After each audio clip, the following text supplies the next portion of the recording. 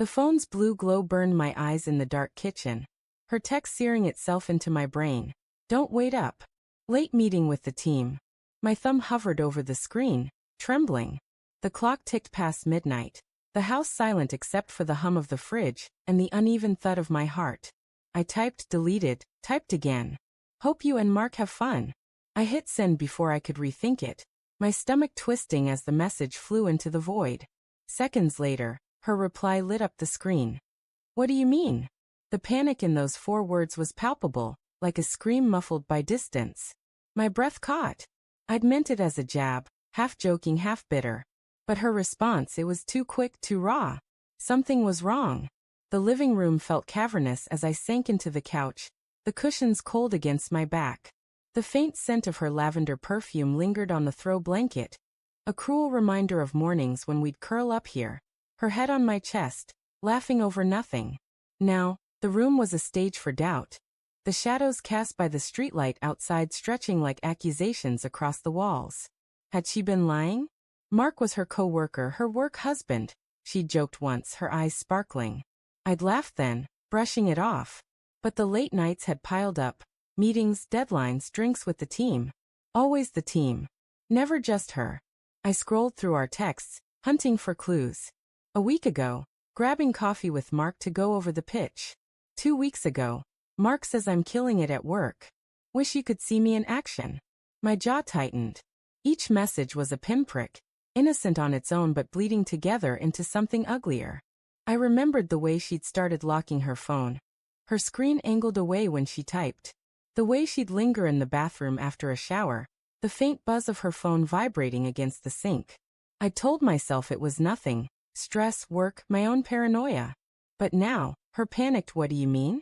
echoed in my skull, and I couldn't unhear it. The front door creaked open at 1:47 a.m. My pulse spiked, but I stayed still, the phone heavy in my hand. Her heels clicked softly on the hardwood, hesitant, like she was testing the air. Josh. Her voice was tight, a thread about to snap. I didn't answer. She stepped into the living room, her silhouette framed by the hallway light. Her blouse was slightly untucked, her hair loose, a strand clinging to her cheek. She looked beautiful, and I hated her for it. You're still up, she said, her tone caught between relief and fear. She dropped her purse on the side table, the clink of her keys deafening in the quiet. I saw your text. What was that about? I forced a smile, my lips dry. Just a joke, Sarah. You know Mark. Your work buddy. My voice was steady, but my hands shook, hidden in my lap. Her eyes flickered, searching mine. And for a moment I saw something, guilt maybe, or just exhaustion. She laughed, but it was thin, brittle. You scared me, she said, crossing her arms. I thought you were serious. She moved to the couch, sitting on the edge, her body angled away from me. The space between us felt like a chasm. It was just a long day. The project's a mess, and we were all scrambling. Mark too. The question slipped out, sharp as a blade. Her shoulders stiffened, and the air in the room grew heavy, like the moment before a storm breaks.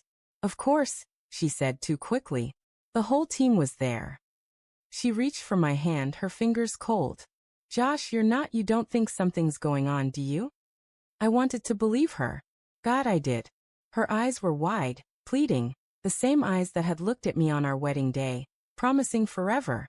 But there was a tremor in her voice, a crack in the facade. I pulled my hand back, the motion slow, deliberate. Why'd you panic then? I asked, my voice low, barely above a whisper. When I mentioned Mark. You texted back like you'd been caught. Her lips parted, but no sound came out. The silence was suffocating, stretching into seconds that felt like hours. Then she stood, pacing to the window, her reflection ghostly in the glass. I panicked because it hurt, she said finally, her back to me. That you'd even think that. That you'd throw his name at me like I'm some kind of liar. The words stung, but they didn't land right. They were too polished, too rehearsed. I stood, my legs unsteady, and crossed to her. Sarah, look at me. She didn't turn.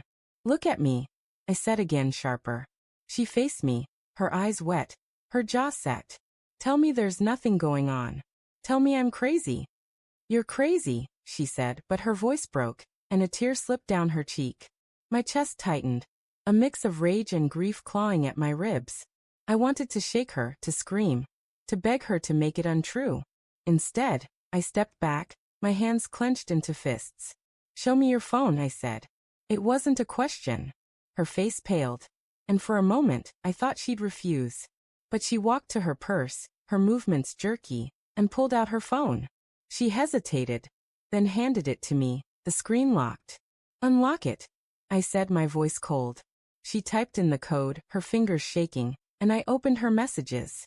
There it was, a thread with Mark, dozens of texts stretching back months. My vision blurred as I scrolled. "Miss you already. Can't wait for tomorrow.